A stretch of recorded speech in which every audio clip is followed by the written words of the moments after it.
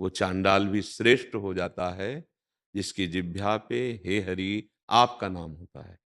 तो हम पहले जिह्वा से अभ्यास करें, फिर उपांशु में, फिर मानसिक। और जब मानसिक होने लगेगा तो संकल्प विकल्प करने का समय ही नहीं मन को। तो फिर सावई मना कृष्ण पदारविंदयो, फिर मन प्रभु के चरणारविंद में समर्पित हो जाता है, या मन कृष्णमय हो जाता है, कृष्णाकार हो जाता है, भगवदाकार हो जाता है। पर पहले हमें अभ्यास करना पड़ेगा। नाम का एक ऐसा प्रभाव है कि चाहे हमारा भाव बने तो ठीक, ना भाव बने तो ठीक, पवित्र हों या अपवित्र हों, कैसी भी दशा में हों, यदि हम प्रभु का नाम जप करते हैं, तो वो नाम हमारे हृदय को पावन करता है। नाम संकीर्तनम यस्य सर्व पाप प्रणाशनम। नाम एक महा अमृत चिदानंद घन तत्व है। अगर हम नाम का चिंतन करने लगें, नाम का कीर्तन करने लगें, नाम का जप करने लगें, तो हमारे हृदय को पावन कर देगा। नाम उतरता है, जैसे वैखरी में पहले ऐसे बोल रहे राधा राधा राधा, फिर उपांशु में, फिर वो मन में, फिर रोम-रोम में उतर जाता है। कई ऐसे संतों का सानिध्य मिला, जिनके भाल पर प्रणव, जिनकी त्वचा पर जैसे घमौरियाँ होती, ऐसे प्रणव। हितधाम में एक संत रहते थे, स्वामी शरण जी महाराज। राधा नाम उनके चेहरे पर प्रकट हो गया था। जैसे तिलक लगाओ, फिर धो दो जब बाद में बहुत समय तक अगर अभ्यास, तो ये तिलक जैसा बन जाता है। ऐसे उनके पूरे मस्तक पे राधा नाम स्पष्ट दिखाई देता है। नाम जपते श्री तुकाराम जी जहाँ चरण रख देते भूमि बोलती विट्ठल विट्ठल। उनकी नामदेव जी की जो सेवा में थी, जनाबाई कंडा था प्रेत उससे निकलता तो विट्ठल विट्ठल। नाम त्वचा तक में अपना प्रभाव दे देता है। पर पहले हम नाम को वाणी के द्वारा निरंतरता बनाएं, अधिक से अधिक जपें, और नाम जापक में सावधानी चाहिए। अगर सावधानी नहीं है तो नाम फिर नहीं चल पाएगा। दूसरों की निंदा करना, गलत आहार करना, गलत लोगों का संग करना, जो भक्ति रहित, जिनकी वासनाओं के खेल में रुचि है, ऐसे लोगों का यदि संग किया जाए, तो हमारा फिर नाम जप में रुचि नहीं होगी।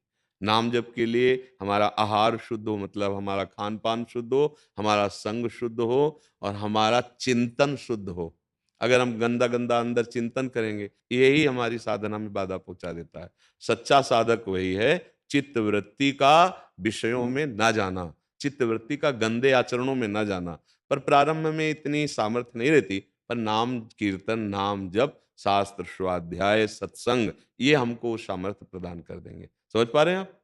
हाँ, अच्छे आचरण करो, आपकी नई अवस्था है, बहुत सुंदर भगवान की कृपा है कि आप नाम, धाम, प्रभु की तरफ बढ़ रहे हैं। तो आप देखो धाम आए ना, नई अवस्था में तो सांसारिक पार्टियों में जा कि चलो वहाँ मनोरंजन करें, पर आपके ऊपर हरिजू की कृपा है, आप संत समागम धाम आए, नाम जपने का प्रश्न किए, तो मतलब हरिजू की कृपा, तो अब कृपा का अनादर ना हो।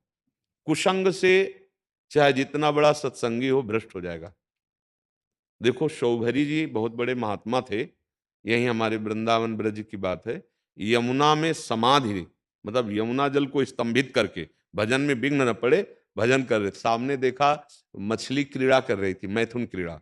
अब मछली के कौन ऐसे अंग प्रत्यंग है कि देखकर कामासक्त हो जाए, लेकिन उनके अंदर काम जागृत हो गया और इतने विकल हो गए कि 50 राजकुमारियों से ब्याह किया। मानधाता बहुत बड़े चक्रवर्ती सम्राट थे, उनकी 50 पुत्रियों से ब्याह किया।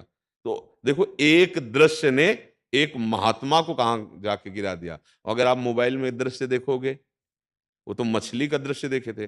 अब मोबाइल आपके पास, मतलब जो गंदा चरित्र चाहो आप, तो अगर ऐसे आचरण होंगे तो फिर नाम जप क्या, मतलब सतमार्ग की वृत्ति ही नहीं रह जाएगी। इसीलिए कहा गया पापवंत कर सहज स्वभाव, भजन मूर्ते भाव न काऊ।